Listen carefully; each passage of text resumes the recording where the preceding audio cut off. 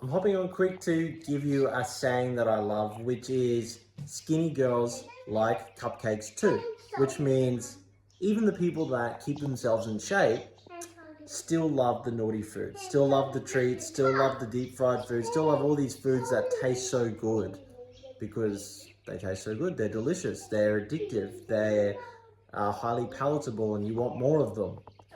But they have a level of self-discipline and they have goals and they have things that they want to stick to more than they want to eat those treats most of the times. I do like to think that I am most of the time in that category where I will keep myself in check and I'll show a level of self-discipline because I do love treats so much. I specifically love sugar, baked goods, creams, things like that.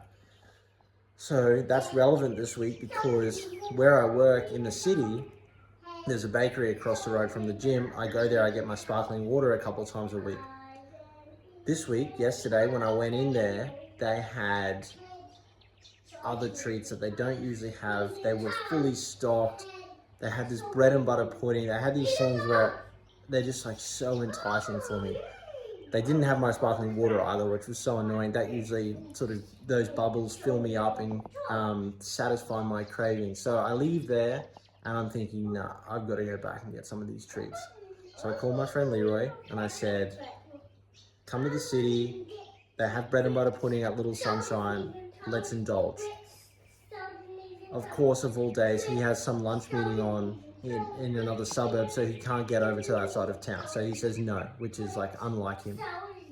So I'm like ready to cave on my diet, but he's turned me down. I'm then training mum in the gym later that morning, and I said to mum, what are you doing for lunch? Do you want to come and shout me lunch at the bakery when I have my lunch break? And she says, I don't want to sit down or stay, but I'll wait for you to have your lunch break and I'll come over and I'll shout you all the treats. But then you have to just bring them back to the gym and eat them on your own. And I was just like, oh, like that feels dirty. Like, what am I going to do? Just go and sit in a room alone and eat all these like cheesecakes and carrot cakes that my mom's just bought me. So I was like, oh, it's just not meant to be. So I didn't end up caving on my diet yesterday, but I was very ready to. And by some twist of fate, the stars aligned and circumstances out of my control actually kept me on my diet. So I feel good today because of that. But I know that at any given moment, I am ready to cave.